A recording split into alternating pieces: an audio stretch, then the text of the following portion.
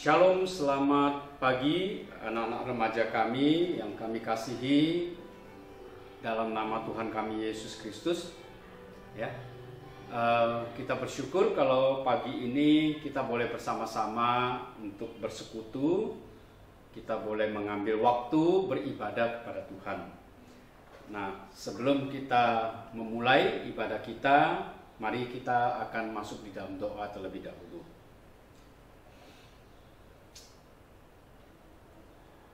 Bapa Surgawi, Bapa yang mengasihi kami dalam nama Tuhan kami Yesus Kristus, terima kasih untuk kesempatan, terima kasih untuk berbagai momen dalam kehidupan kami.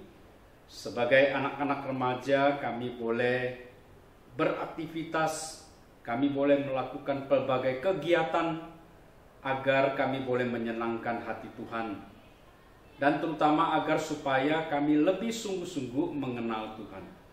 Terima kasih kalau hari ini, pada hari Sabat ini kami boleh bersama-sama, kami boleh bersekutu, walau masih harus secara online, biarlah tidak mengurangi akan sukacita yang kami boleh alami di dalam kehidupan kami bersama dengan Engkau, Tuhan Yesus.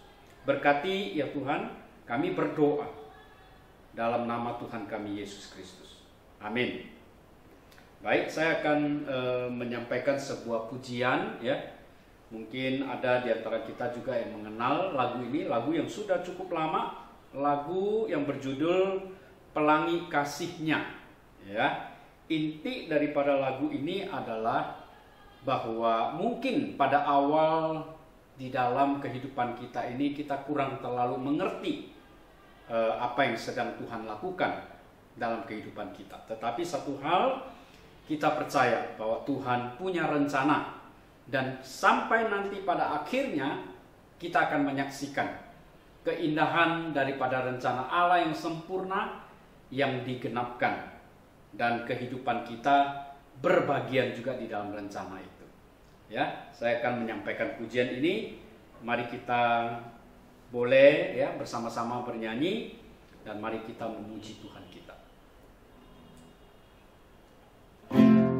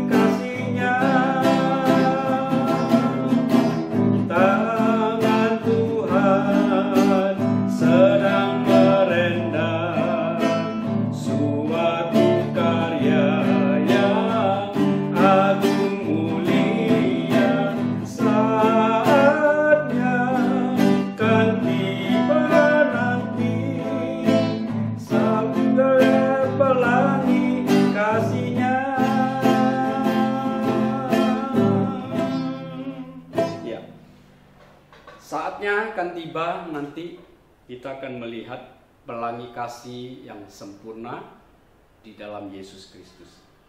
Baik, kita akan bersama-sama merenungkan satu bagian firman Tuhan hari ini dengan judul atau tema pagi ini, rencana anugerah.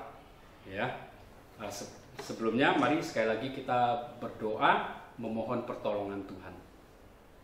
Tuhan, kami mau merenungkan firman-Mu, kiranya Tuhan berkarya, Roh-Mu yang kudus menyertai kami, supaya kami boleh mengerti akan rencana anugerah yang agung dari Tuhan, agar hidup kami sungguh boleh diteguhkan imannya.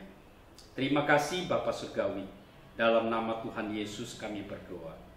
Amin. Saya akan membacakan satu ayat firman Tuhan buat kita semua, ya, dari Kisah Para Rasul pasal 4 ayat 27 sampai dengan ayat 28. Ayat 27 sampai 28. Kisah Para Rasul pasal 4 ayat 27 sampai dengan ayat 28. Sebab sesungguhnya telah berkumpul di dalam kota ini Herodes dan Pontius Pilatus beserta bangsa-bangsa dan suku-suku bangsa Israel melawan Yesus, hamba-Mu yang kudus, yang Engkau urapi, untuk melaksanakan segala sesuatu yang telah Engkau tentukan dari semula oleh kuasa dan kehendak-Mu. Ya, baik. Sekali lagi, ya. Sebab sesungguhnya telah berkumpul di dalam kota ini Herodes dan Pontius Pilatus. Saya berharap anak-anak remaja kita mengenal, ya, dua nama ini, Raja Herodes dan wali negeri Pontius Pilatus, ya. Kemudian di sini berserta bangsa-bangsa dan suku-suku bangsa Israel, ya, artinya orang Israel sendiri melawan Yesus, hamba Allah yang kudus, yang Allah urapi. Ayat 28, untuk melaksanakan segala sesuatu yang telah Engkau tentukan dari semula oleh kuasa dan kehendak-Mu. Ya,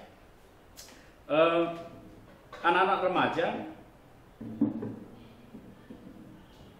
sangat penting sekali di dalam kehidupan kita, karena sebagai orang-orang yang berpikir, ya, walaupun kita masih remaja, kita semua berpikir, ya, tidak mungkin tidak berpikir. Nah, di dalam berpikir itu, ya, sebagai orang Kristen, ya, kita sebagai orang percaya, sangat penting sekali bagi kita untuk mempercayai bahwa Allah adalah Allah yang membuat rencana. Ya, sangat penting sekali bagi kita untuk melihat, untuk menyadari, mempercayai bahwa Allah kita itu adalah Allah pembuat rencana. Dan salah satu hal yang sangat penting yang senantiasa selalu diperlihatkan, ya, ketika kita membaca Alkitab, kita selalu diingatkan bahwa keselamatan adalah sebuah rencana Tuhan yang agung yang melalui anaknya sendiri. Dan keselamatan ini bukan salah satu cerita, bukan, ya. Tetapi keselamatan itu adalah sebuah cerita, ya, yang mulai dari kitab Kejadian diungkapkan, disingkapkan oleh Tuhan kita, ya, sampai kepada akhir kitab Wahyu, ya. Dan semuanya ini digenapkan oleh Tuhan kita Yesus Kristus. Ya. Bagaimana kita memahami bahwa keselamatan ini merupakan sebuah rencana Allah yang agung, gitu. Ya, anak-anak remaja, saya kasih sebuah ilustrasi bahwa kita tahu, ya, kalau di Sumatera Utara ini, ya, di suku Batak itu sering menenun ulos. begitu ya. Sering menenun ulos. Ulos itu sangat penting sekali, merupakan sebuah kebudayaan yang sangat menonjol ya, sangat penting, yang merupakan jati diri daripada suku Batak begitu. Nah, saya pernah ya, saya kira kita semua pernah tinggal di Hotel Niagara. Nah, dulu saya nggak tahu sekarang apakah masih ada, sepertinya mungkin karena pandemik COVID ini mungkin tidak ada lagi yang menenun ya. Biasanya di Hotel Niagara itu ada yang menenun, seorang ibu-ibu menenun ulos begitu ya. Nah, memang kalau ketika kita mengikuti ya, pada awalnya ya, mengikuti ketika ulos itu belum selesai, kita mungkin nggak ngerti ya sebenarnya ibu ini sedang menenun gambar apa, atau dia punya alur daripada gambar itu mau kemana begitu, kita nggak tahu ya. Karena ulos itu terdiri dari berbagai warna ya, kemudian nanti akan menghasilkan sebuah ulos yang sangat indah sekali. Nah, awalnya kita mungkin tidak tahu ya, nanti si penenun itu mau menenun apa gitu ya, nanti berakhirnya seperti apa begitu. Nah, seperti itu juga anak-anak remaja. Ketika kita masih hidup di dalam dunia kita saat ini, kita tentu tidak tahu sebenarnya Tuhan itu akan membawa kita kemana. Tuhan itu nanti akan mengakhiri cerita daripada seluruh dunia ini di mana begitu ya, dan kapan gitu akan berakhir. Nah, kita nggak tahu karena kita masih belum tiba pada penghujung waktu yang sudah Tuhan tentukan itu. Kita belum tiba di sana, sehingga kita masih bertanya-tanya, dan kadang-kadang sebagai anak-anak remaja, ketika kita menggumuli sebuah perkara yang sulit, mungkin kita juga bertanya-tanya, Tuhan ada apa? Kenapa hidup saya begini sulit? Begitu ya. Mengapa ada pergumulan yang begitu berat? Dan kenapa sepertinya kok Tuhan diem? Ya, Tuhan kok tidak memimpin kelihatannya, Tuhan tidak berbuat apa-apa. Tuhan sepertinya cuek begitu saja. Tuhan kok sepertinya ada di mana gitu ya. Kita bertanya-tanya, kita bergumul, dan kalau ada ya seperti begini pergumulannya, anak-anak remaja tetap percaya bahwa sebenarnya Tuhan tidak pernah meninggalkan kita. Ya. Nah, hari ini ketika kita akan berbicara soal rencana anugerah, bahwa kehidupan alam semesta ini merupakan sebuah rencana global Tuhan, berarti kita sebagai anak-anak Tuhan yang ada di dalam rencana itu, kita tidak pernah lepas dari perhatiannya. Kita tidak pernah lepas dari kepedulian Tuhan. Kenapa? Karena kita juga berbagian di dalam rencana Tuhan itu. Secara global, ya, secara global, rencana keselamatan dari Tuhan itu adalah mulai dari ketika Adam dan Hawa jatuh di dalam dosa. Ya, kita tahu khotbah saya yang sebelumnya telah berbicara soal gambar yang rusak. Ya, gambar yang tadinya dicipta oleh Tuhan, yaitu manusia itu yang dicipta dengan sempurna karena seperti Tuhan. Mereka ini dicipta menurut gambar dan rupa Allah, dicipta di dalam sebuah dunia bumi ini yang disimpulkan dengan sungguh amat baik. Tetapi oleh karena manusia jatuh di dalam dosa, maka manusia menjadi rusak. Ya, judul kita yang kemarin itu adalah gambar Allah yang rusak. Tetapi apakah ketika gambar ini rusak, ketika manusia jatuh di dalam dosa, Allah membuang kita begitu saja? Tidak. Ya, Dia justru merencanakan keselamatan. Kita sudah membaca bagaimana Tuhan menjanjikan bahwa seorang anak akan dilahirkan, ya, untuk menyelamatkan umat manusia. Ya, dalam hal ini adalah termasuk kita begitu. Jadi penting sekali ya sebagai anak-anak Tuhan, pemikiran kita ini adalah pemikiran yang mempercayai bahwa Allah adalah Allah yang membuat rencana. Sama seperti seorang penenun, ya, walaupun waktu kita menyaksikan dia sedang menenun belum selesai dan kita tidak tahu akan apa jadinya dengan tenunan itu, tetapi kita percaya si penenun itu sendiri di dalam pemikirannya dia sudah tahu akan menghasilkan apa, dia sudah tahu akan membuat apa, dia sudah tahu nanti hasil tenunannya itu seperti apa, dia sudah tahu.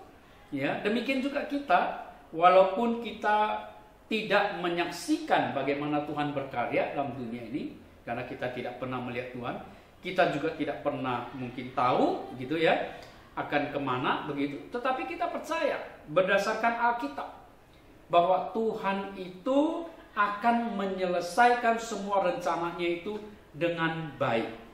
Dan salah satu hal yang penting adalah soal keselamatan, yaitu soal bagaimana anaknya ya itu akan inkarnasi, artinya dilahirkan menjadi manusia, kemudian menghadapi kesengsaraan, kemudian dia akan menghadapi kematian. Dan semuanya ini bukan sebuah kebetulan, karena kita tahu inkarnasi Yesus, kesengsaraan Yesus, kematian Yesus itu semua sudah dinubuatkan, ya, sudah tertulis sebelum hal itu terjadi.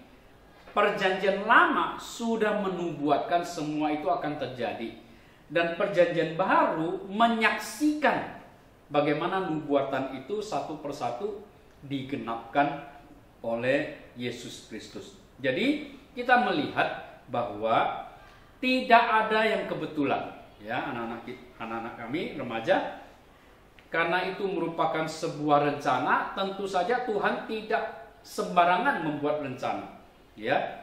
Alkitab menunjukkan dengan jelas ya berbagai cara bahwa rencana Allah bagi kehidupan nanti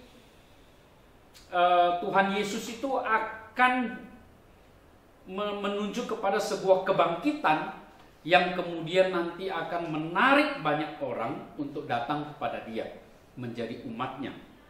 Jadi sebagai anak-anak Tuhan, ini merupakan bagian pertama yang sangat penting ya, hal yang sangat pemikiran yang sangat penting yang perlu kita miliki. Kita perlu memiliki pemikiran yang penting ini, bahwa kehidupan kita tidak ada yang kebetulan. Kehidupan kita itu tidak ada yang mendadak, ya. Kehidupan kita itu tidak akan ada yang mengagetkan, karena semuanya itu sudah diketahui oleh Tuhan, karena semuanya itu sudah direncanakan oleh Tuhan.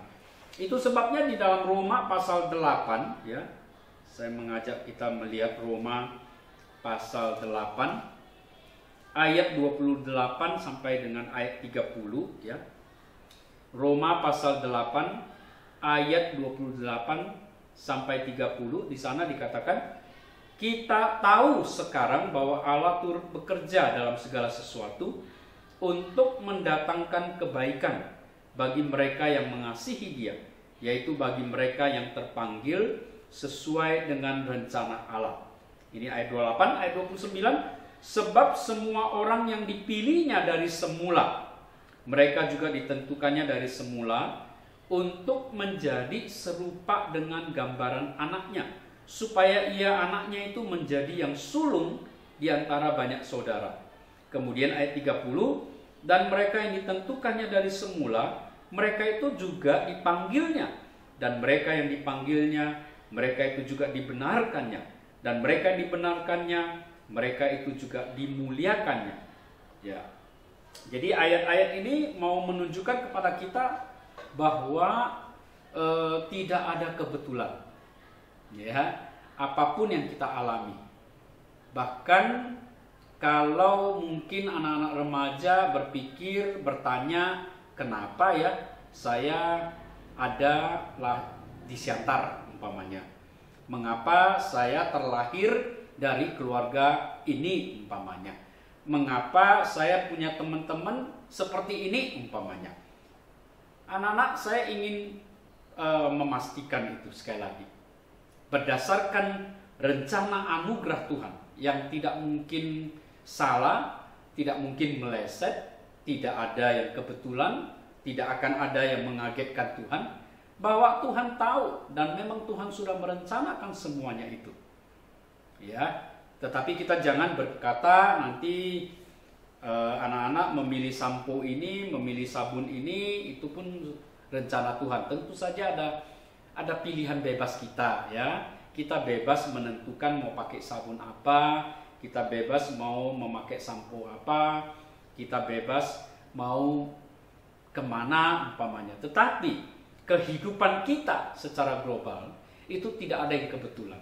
Semuanya itu sudah Tuhan arrange, ya, Tuhan sudah arahkan dengan begitu luar biasa, walaupun hari ini belum selesai. Tetapi kita percaya dan kita harus percaya dan kita harus melatih, ya, kita memikirkan bahwa tidak ada yang kebetulan di dalam kehidupan kita. Ayat 28 tadi mengatakan, kita tahu sekarang bahwa Allah turut bekerja dalam segala sesuatu. Allah turut bekerja dalam segala sesuatu. Nah, di sini kata segala sesuatu ini, ya, kalau anak-anak remaja mau berpikir bahwa hari ini pakai sampo merek ini juga merupakan karya Tuhan, silakan, ya. Tetapi kalau nanti sampo itu umpamanya mendatangkan ketombe, mendatangkan gatal-gatal di kepala, rambut rontok, ya jangan salahkan Tuhan, begitu ya. Karena berpikir, loh, Tuhan yang tentukan saya untuk memilih sampo ini umpamanya. Jangan, ya. Karena di ayat ini 28 ini mendatangkan kebaikan.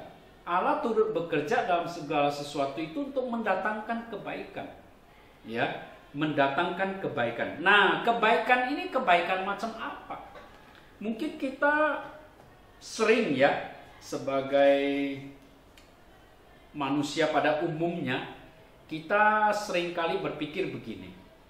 Kalau hari ini saya jatuh, berarti ada sesuatu yang tidak baik. Kalau saya lagi makan, saya bawa piring, lalu piringnya jatuh pecah, gelasnya pecah, kita langsung berpikir, waduh, ini ada apa ini? Ada yang nggak beres ini. Biasa kita bisa berpikir begitu, ya. Lalu kita mulai berpikir yang tidak yang negatif, ya. Sekali lagi, saya ingin menegaskan di sini bahwa memang mungkin kita teledor menjatuhkan piring gelas itu, tetapi jangan berpikir bahwa nanti akan ada apa begitu. Ya, seolah-olah piring itu yang jatuh, gelas yang jatuh itu menjadi pertanda buruk di dalam kehidupan kita. Tidak ada. Karena apa? Sekali lagi di ayat 28 ini, Allah turut bekerja dalam segala sesuatu untuk mendatangkan kebaikan. Ya, kebaikan ini bisa dari keburukan. Ya, piring yang jatuh itu, ya, mungkin akhirnya kita kena marah sama orang tua. Ya, kena marah orang tua lalu membuat kita menjadi tidak nyaman di hati, ya. Dan lalu berpikir, kok ke hari ini kok saya begitu teledor sampai jatuh, ya. Aduh, saya ada apa ini? Pikiran saya kemana tadi?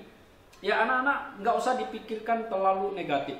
Kalau memang orang tua marah, mari kita terima saja sebagai satu pelajaran buat kita, ya, bahwa supaya lain kali kita harus hati-hati. Ya. Try and error itu merupakan sesuatu yang umum di dalam dunia ilmiah atau di dalam dunia uji coba, ya. Kalau kita tidak berani untuk mencoba sesuatu, dan bagaimana kita bisa punya kesuksesan? Bahkan untuk bisa berhasil melakukan sesuatu, kita tahu bahwa kita mungkin akan banyak kali kegagalan. Ya, kita bisa akan mengalami kegagalan berulang-ulang. Tetapi kegagalan berulang-ulang itu tidak harus dipikir sebagai sebuah kegagalan seterusnya dan selama-lamanya. Belum tentu. Ya, saya berharap kita tidak berpikir seperti itu. Karena hari ini ketika kita belajar dengan sebuah tema rencana anugerah, ya, kita harus berpikir bahwa apa yang terjadi di dalam kehidupan di dunia ini tidak ada satupun yang terlepas dari perhatian Tuhan. Tidak ada satupun yang terlepas dari rencana Tuhan.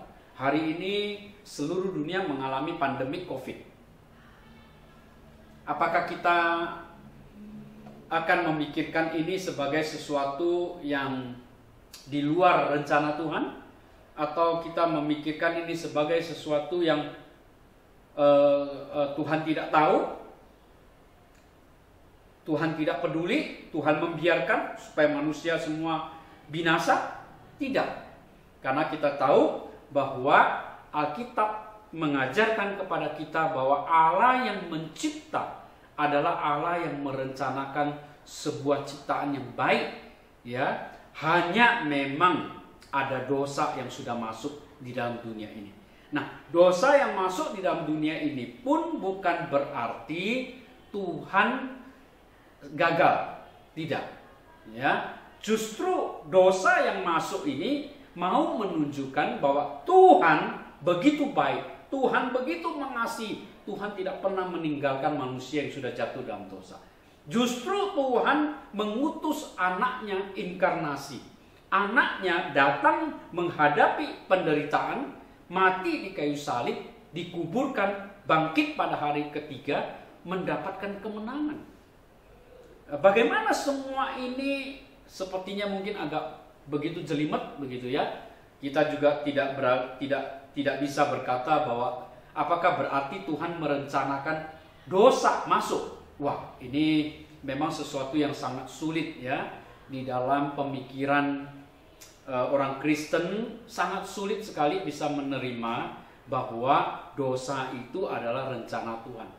Tetapi kalau kita percaya bahwa Tuhan itu adalah Tuhan yang maha tahu, Tuhan itu adalah Tuhan yang maha besar, Tuhan itu adalah Tuhan yang maha kuat, Tuhan itu adalah Tuhan pembuat mujizat, ya. Tuhan itu adalah Tuhan seperti yang digambarkan di dalam Alkitab. Kita memang sulit mengatakan bahwa Tuhan itu membuat rencana dosa, tetapi kita tidak bisa mempunyai pemikiran yang lain. Kalau dosa, katakanlah, bukan bagian dari rencana Tuhan, dosa itu terjadi, Adam dan Hawa jatuh dalam dosa. Bukankah kalau Tuhan itu tidak tahu, Tuhan akan kaget? Loh, kenapa ada dosa? Kenapa manusia Adam dan Hawa yang saya ciptakan menurut gambar dan rupa saya, ya, kok jatuh di dalam dosa? Ada apa ini? Apa ada yang salah ketika saya mencipta? Apakah mungkin Tuhan berpikir seperti itu? Anak-anak, bagi saya tidak mungkin Tuhan akan berpikir seperti itu. Tidak mungkin Tuhan akan kaget ya ketika Adam dan Hawa jatuh dalam dosa. Tidak mungkin Tuhan kaget ketika ada pandemi COVID sekarang ini yang melanda dunia. Tidak. Tetapi kita hanya memang belum tahu secara keseluruhan. Tetapi biarlah kita di dalam mengikuti kehidupan ini, menelusuri perjalanan ini, ya. Walaupun kita masih remaja, belum mengerti, mari kita tetap percaya, ya. Mari kita tetap percaya bahwa Allah kita adalah Allah yang merencanakan, dan rencana ini merupakan rencana anugerah. Kenapa disebut rencana anugerah? Rencana ini adalah rencana anugerah karena Tuhan sendiri yang melakukan semuanya itu. Tuhan tidak membutuhkan kerjasama dengan kita manusia. Tuhan tidak membutuhkan ide kita. Tuhan tidak membutuhkan pertolongan kita, bantuan kita di dalam menyelesaikan karya Dia. Karyanya yang mulai dari penciptaan hingga saatnya nanti penghakiman. Tuhan tidak butuh kita di dalam mengerjakan itu, tidak. Tetapi Dia sendiri, ya, melalui Yesus Kristus, Dia mencipta, Dia mengutus anaknya datang, ya. Kemudian Dia membangkitkan anaknya, dan kemudian Dia nanti anaknya lagi yang akan kembali untuk menghakimi dunia ini.